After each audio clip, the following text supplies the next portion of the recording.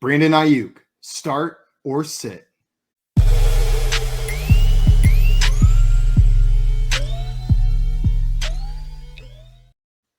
Brandon Aiyuk had a slow start to the season and had fantasy managers ready to give up on him.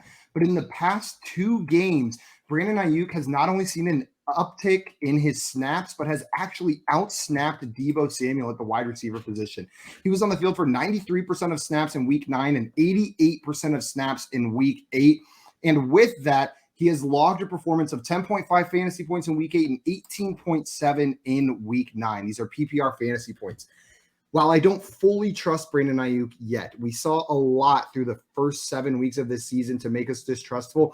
He has earned the spot as a back-end wide receiver 3 flex play for me going forward. And in this matchup against the Rams, who are middle of the road against opposing wide receivers, Brandon Aiyuk is a startable player.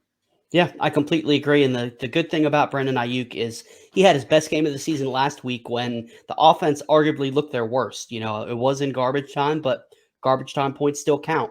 They're going up against a tough Ram defense. Like you said, they're not necessarily the best against opposing wide receivers. But even if they do struggle, you can still have a situation where he's able to get you those fantasy points. If it's a blowout, I do expect a lot of points to be scored in this game, especially with it.